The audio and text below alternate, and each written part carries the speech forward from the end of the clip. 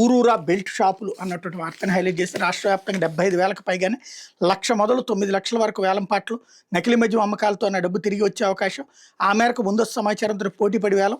ఇప్పుడు ఆ గుట్టు రట్టవడంతో వణికిపోతున్న టీడీపీ నేతలు, కేసు నీరుగార్చేందుకు రంగంలోకి దిగిన పెద్దలు. ఇప్పటిదాకా ఆ మద్యం దాగిన వారంతా బెంబేలు. కనీసం 4-5 వేల జనాభా కూడా లేని ఊళ్ళలో ఒక్కో బెల్ట్ షాప్ పెట్టుకోవడం 9,00,000 రూపాయల వరకు వేలంపాట పాడారంటే ఏమనుకోవాలి? అంత చిన్న ఊళ్ళలో ఎంత మద్యం అమ్మితే అంత డబ్బు తిరిగి రావడంతో పాటు అదనంగా లాభాలు వస్తాయి. ఏ మేరకు లాభాలు వస్తాయి, ఎలా వస్తాయో టీడీపీ నేత వేలం పాడిన వాళ్ళకి ముందే చెప్పారా? ఈ లెక్క నకిలీ అమ్మకాలు ఉంటాయని, తద్వారా భారీ లాభాలు మూట కట్టుకోవచ్చు అని ఒప్పందించారని తెలియడం లేదా? అందుకేగా ఇదివరకు అనడు కనివి ఎరుగని రీతిలో బెల్ట్ షాపుల కోసం వేలం పాటలు పెట్టడం చూసి విస్తుపోయాం. ఇప్పుడు ఆచరణలో అమలవుతున్నది ఆ నకిలీ దందానే అన్నటువంటి వార్తని హైలైట్ చేశారు. లేకపోతే సాక్షిపై సర్కారు కక్ష సాధింపు. ఎడిటర్కి నోటీసుల పేరుతో విజయవాడలోని సాక్షి ప్రధాన కార్యాలయం ఆదివారం తెల్లవారుజామున పోలీసులు దాష్టికం. నకిలీ మద్యంపై వార్తలు ప్రచురించినందుకు సిబ్బందిని భయభ్రాంతులకు గురి చేస్తూ వేధింపులు.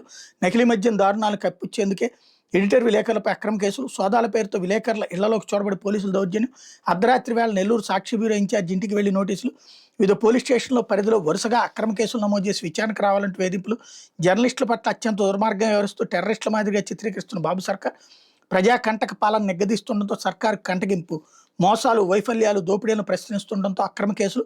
రాజ్యాంగం కల్పించిన పత్రికా స్వేచ్ఛపై అక్రమ కేసులతో అణచివేత.